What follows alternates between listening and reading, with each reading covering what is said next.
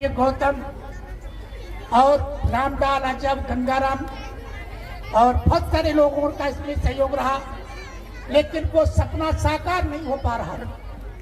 इस बात पर हमने काफी विचार किया, क्योंकि हम भी बुलंदशहर की इस पावन धरा पर ही पैदा हुए। हमने प्रयास किया, लोगों को जोड़ने का काम किया। उसमें हमारे साथ जुड़े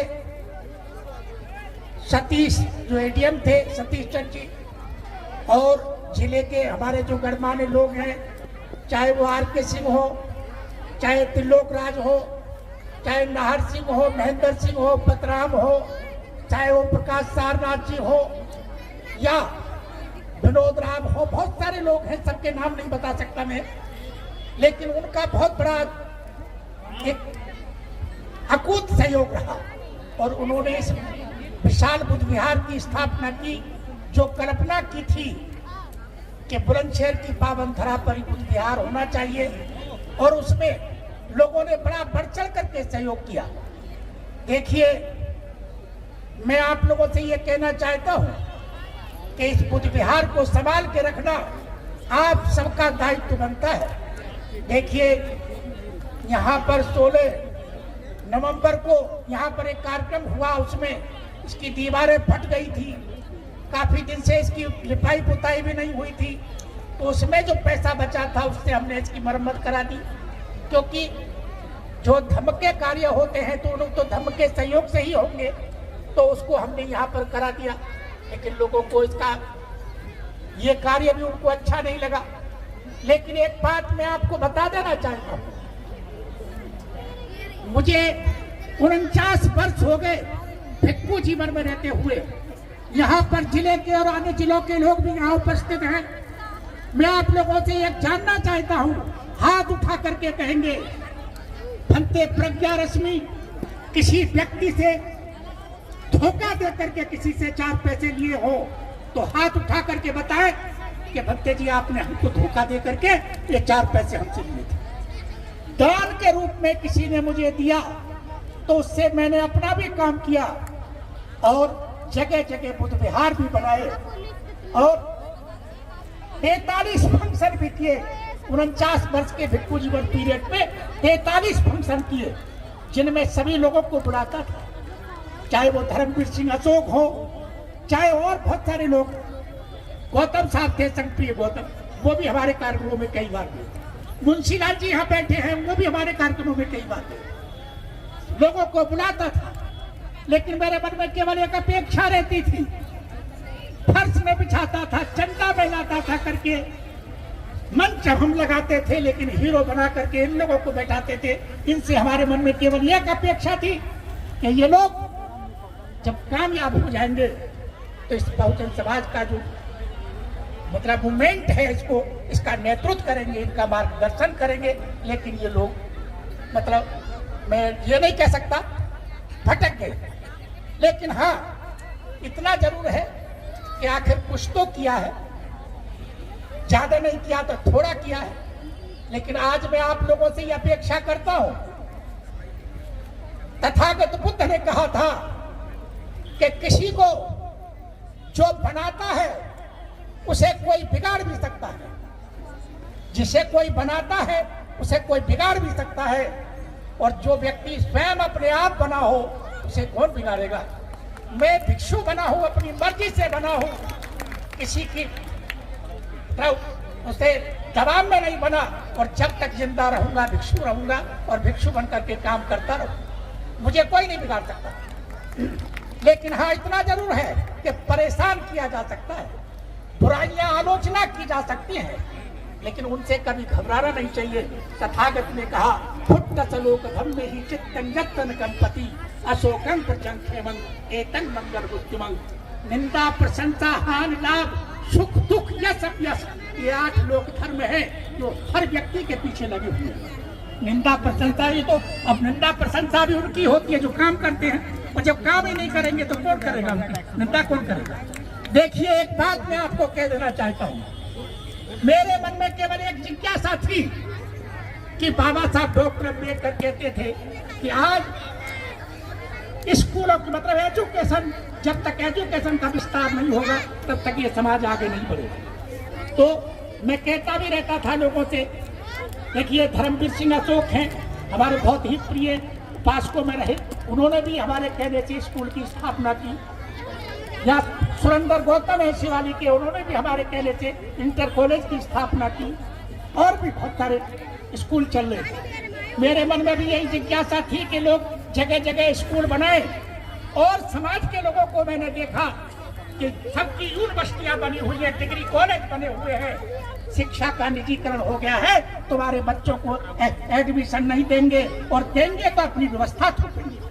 इसलिए तुमको भी अपने एजुकेशन सेंटर स्थापित करनी चाहिए। लेकिन अब मेरे से जब बात आती है तो मेरे से जो दान में मिलता था पैसा, वो मैं खुद बिहारों में भी लगाता था, और जब कभी बच जाते थे तो मैं स्कूलों को भी देता था। और मैं आज एक बात ये कह देना चाहता हूं कि जो लोग, अभी मेरे सामने एक बात ये आई थी कि स्कूल के बजाय मतलब कोई और काम करो, तो मैं आपको ये बताना चाहता हूं, मेडिटेशन की बात है, मेडिटेशन होनी चाहिए, लेकिन स्कूलों में जो सेंटर, स्कूलों के अंदर मतलब ये काम होना चाहिए, विद्यार्थियों को मेडिटेशन के बारे में उन्हें प्रशिक्षण किया जाए, क्योंकि तो स्कूल बनाने चाहिए, क्योंकि डॉक्टर, इंजीनियर, वकील, बैरिस्टर, जज या कलेक्टर एजुकेशन से ही बनेंगे, कहीं की पूजा पाठ करने से नहीं बनेंगे। तो इसलिए एजुकेशन के सेंटर स्थापित किए जाएं। देखिए एक बात मैं आपको बताकर, छोटी सी बात कह करके अपनी बात समाप्त करूंगा। तथागत बुद्ध जब श्रावस्ती में रहते थे तो उसी श्रावस्ती में उनका डेली प्रवचन हुआ करता था। तो एक कृषक था, उसका खेत में हल चला रहा था, बैल भाग गया, और वो बैल भाग गया तो बैल के पीछे वो कृषक दौड़ता रहा, लेकिन बैल हाथ नहीं आया। जब थक गया तो वो सोचने लगा कि चल बैल तो हाथ नहीं आया, अब जा रहा तो जा। तो उधर से लौट करके आ रहा था, वहां तथागत का प्रवचन चल रहा था बुद्ध विहार पर। तो वो सोचने लगा कि चल बैल तो हाथ नहीं आया, कम से कम तथागत का प्रवचन चल रहा है, कुछ धर्म ही सीख लूं। तो वो वहां आकर के एक और बैठ गया, और जब एक और बैठ गया तो चेहरा भूख से मुरझाया हुआ था। तथागत ने बीच में प्रवचन को रोका और अपने प्रिय शिष्य आनंद से कहा, आनंद देखना किसी पात्र में भोजन रखा है। आनंद कहने लगे कि आज बिना समय के खाने की बात क्यों कर रहे हैं। तो वो उठा, आनंद उठा और जा करके देखा किसी पात्र में भोजन रखा है, तो ला करके देखा कि हाँ भगवान ये रखा है। तो बुद्ध कहते हैं, आनंद वो जो अब व्यक्ति बैठा है बेचारा भूखा है, उसे दे। जब ऐसा कहा तो वो हाथ जोड़ के खड़ा हो गया और कहने लगा, भगवान मैं भोजन के लिए नहीं आया हूँ, मैं तो धर्म सुनने के लिए आया हूँ। तो तथागत कहते हैं, भूखा व्यक्ति धर्म नहीं सुन सकता, भूखे व्यक्ति का तो धर्म केवल रोटी है, पहले रोटी दो उसको, धर्म की बात बाद में कर लेना। तो आज ये बहुजन समाज एजुकेशन की भूख है, इसके लिए इसे एजुकेशन की जरूरत है। धर्म, मजहब और संप्रदाय की बात बाद में कर लेना, पहले इनको एजुकेशन के बारे में मतलब मजबूत करो। जब ये मजबूत हो जाएंगे एजुकेशन के क्षेत्र में, बाद में धर्म और मेडिटेशन की बात कर लेना। मेडिटेशन की जरूरत उनको है कि जिन्होंने अनैतिक रूप से धन इकट्ठा कर लिया, झूठ बोल करके, धोखा दे करके, दूसरों को बेवकूफ बना करके धन इकट्ठा कर लिया, अब वो बेचैन है, परेशान रहते हैं। तो अब उन्हें मेडिटेशन की याद आ रही है कि मेडिटेशन करेंगे, चलो समझे।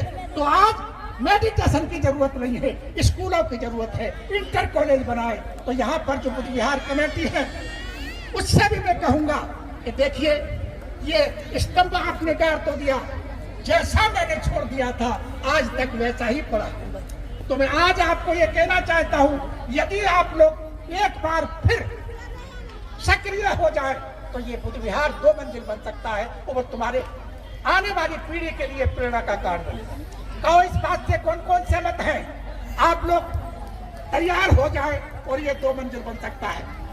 देखिए सबसे पहले यहाँ पर गेट बनना चाहिए, जो सांची का स्तूप है उस मॉडल पर एक गेट बनना चाहिए यहाँ पर। तो इस गेट के लिए यदि आप लोग सहमत हो जाएंगे तो भाई देखो, वैसे मैं नौकरी तो करता नहीं भाई, कहीं से मुझे 4 पैसे दान मिलेगा तो भाई सबसे पहले मैं 20,000 रुपये गेट बनाने में मैं अपनी तरफ से रखूंगा, ठीक है।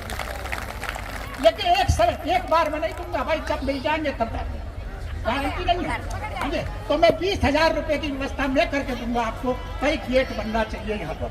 लेकिन अब एक बात मैं पुनः आपसे कह रहा हूँ, चाहे तो बुद्ध विहार कमेटी हो और चाहे और भी यहाँ संगठन काम कर रहे हैं, मैं आज तक किसी को मैंने धोखा देने का काम नहीं किया। बचा मेरे से सहयोग तो मैंने तुमको सहयोग तो किया, बुद्ध विहार बनाने में यहाँ की जो टीम थी वो टीम से भी बिगड़ता रहता था, उनको फटकारता भी रहता था, क्योंकि 1% काम कर देते थे तो मैं कहता था, क्योंकि धर्म स्थायित्व तो जब पकड़ता है कि जब जहाँ शीलों का पालन होगा तो धर्म स्थापित होगा।